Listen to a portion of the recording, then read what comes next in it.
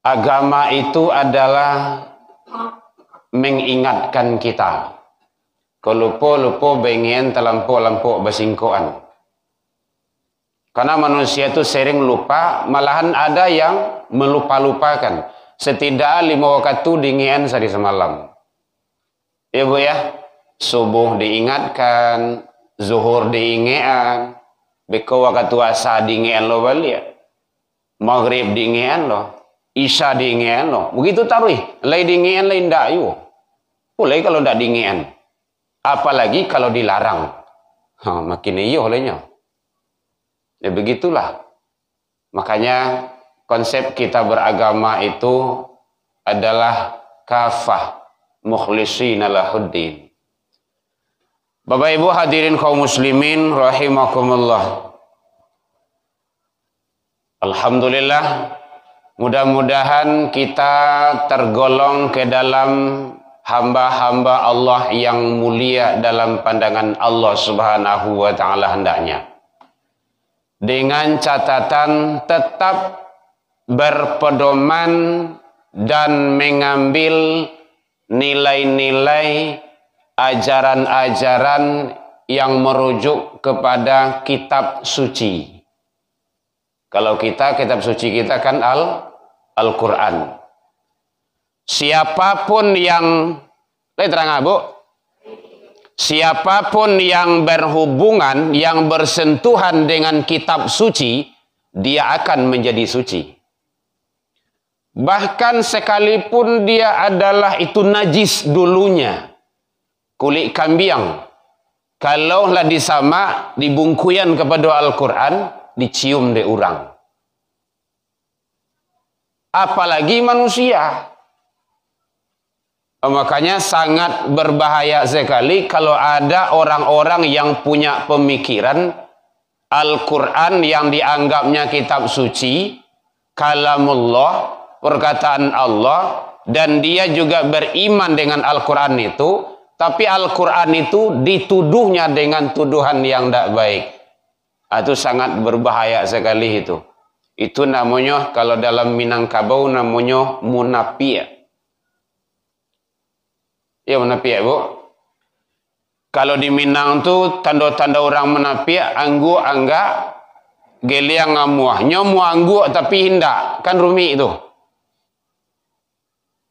Anggu angga geliang unjuk nananda babarikan. Tunjuk lurui kalengkiang bakai. Popek di luar, ancuang di dalam. Manuok kawan sairiang mangguntiang dalam lipatan. Itulah namanya musuh dalam kain saruang. Sama Jawa, sama-sama Islam dia. Bahaya itu. Bahkan kata Rasul, orang munafik itu lebih bahaya daripada orang kafir. Dia punya mata pedang dua. Kalau ada pesuo, yukida. Tidak ada pek kapai, kapulangnya sembah juga. Bahaya. Dalam Al-Quran sudah dijelaskan oleh Allah Subhanahu wa taala. An-Nisa 142. Dalam hadis baginda Rasul menyampaikan juga. Hadis yang sering populer dibacakan oleh guru-guru kita. Dalam An-Nisa 142, innal munafiqina yukhadi'unallah wa huwa khadi'uhum. Sungguhnya orang munafik itu, dia berusaha mengadakan penipuan-penipuan terhadap Allah. Coba, jangankan awak, Allah saja setting untuk dikicuhnya tu. Ya memang karakter orang munafik itu kayak gitu. Itu bahaya leh. Nah kalau dalam hadis ayatun munafikun salasun. Idza haddasa kazzaba. Apabila dia berbicara, dia selalu bohong. Kalau tidak banyak bohongnya daripada banah. Lain mengicik je nya, tidak ada yang elok sialah itu. Jadi sebenarnya tidak perlu menuduh orang tu munafik doh. Calik dari tanda-tanda Nah, kehebatan orang Minang kan gitu. Gabak di ulu, tanda ke hujan, cewang di langit. Tanda kapan nih? Kok kamu mencari api? Cari esok. tando-tando li ayatin, tanda-tanda. Nah, kalau sudah banyak bohongnya, dia munafik itu. Wa idza wa'ada akhlafa. Kalau dia berwa'ad, berjanji, janji, ala sekian, kok kamu apa ya? Mohon maaf. Pokok janjilah gitu. Karena kita YouTube misalnya kan. Ya, kok disalah lo awak gitu kan. Banah awak disalahan jo gitu kan. Nah, bahaya lah. Memang resikonya betul. Tapi Bapak Ibu jangan khawatir, jangan takut pula.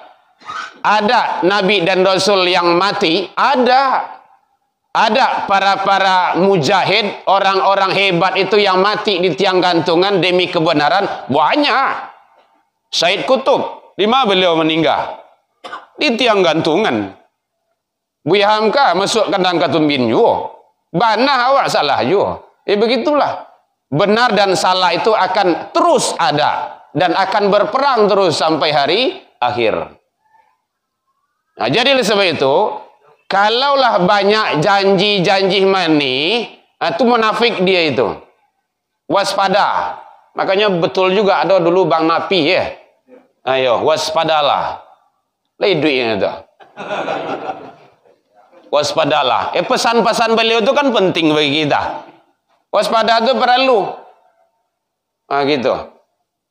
Kemudian termasuk apabila dia diberi amanah, khana, khianat. Apalagi kalau khianat itu dalam masalah agama.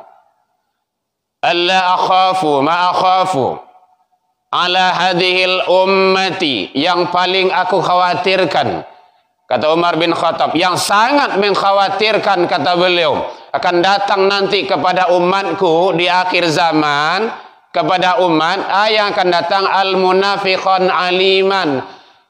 Na'udzubillah. Para munafik yang alim. Aku lebih parah loh kok. Dia alim, ahli agama, hebatnya, pandainya, santiangnya, tapi dia munafik. Oh, kaifa yakunu munafiqan aliman, ditanya oleh sahabat yang lain, kok bisa? Dia alim, ahli agama, dia munafik, kok bisa ya? Kata beliau, alimul lisan, dia alim, hebat di lidahnya, pandai memutar balik fakta. Oi, rancak banah di mungkowak, pandai babinya ai. Ndak tanggung doh. Tapi di belakang dia menikam. Wa munafiqan fi qalbi wal amal, di hati dan perbuatannya. Kalau dalam kajian ilmu tauhid namanya munafik i'tiqad. Munafik i'tiqad itu lain di mulut, lain di hati. Ah, tu bayo tu. Dia Islam juga, tapi dia benci terhadap ajaran Islam itu. Islam dia, tapi dia tidak mau mengamalkan ajaran-ajaran Islam itu. Makanya kata Rasul nanti di akhir zaman, bagikan memegang baru api, angin-angin balapian. Kita berselindung kepada Allah, mudah-mudahan Allah memberikan yang terbaik bagi kita, bangsa dan negara kita. Kita cinta terhadap tanah air kita, dan juga kita cinta apalagi agama kita yang akan menyelamatkan. Jadi ada Al-Quran itu bisa dijalankan, bisa diamalkan secara person. Al-Quran itu kan perintah Allah itu semuanya. Ada yang tidak, harus sekelompok orang, dan harus dikuasai, dipegang, dilakukan, dijalankan oleh penguasa, oleh pemegang kekuasaan. Kita pernah dialog dengan teman di Malaysia, kok bisa di Malaysia itu kalau salah dijalankan hukum Islam dulu. Kata beliau, di sini agama Islam itu sebagai agama negara. Kayak di Aceh gitu kan. Kalau salah, dia dihukum secara hukum negara, penegakan hukum itu. Kalau di Indonesia katanya beda sedikit. Islam itu hanya diakui oleh negara. Banyak yang diakui. Patangan terakhir Bahai ya. Satu lah kawan tuh. Ya begitulah, sampai situ pengana bro. Baru ke Jawa. Jadi oleh sebab itu semua perjalanan peta kehidupan kita akan dipertanggungjawabkan di sisi Allah Subhanahu wa taala. Jadi bapak-bapak, ibu-ibu, mulai awak barangkit dari rumah pergi ke rumah saji itu jalan yang awak tampu itu akan menjadi saksi di hadapan Allah. Saja sepanjang tu yang awak lakukan. Kalau ada anak-anak yang sedang main sandal, main tarompa, main-main di kadai, awak pai solat, awak padia saja akan menjadi saksi. Tapi jadilah yang terbaik, tegurnya. Nak lay tadangah orang azan. Mulut awak tu akan menjadi saksi nantinya, akan dipertanggungjawabkan. Ndak lepas.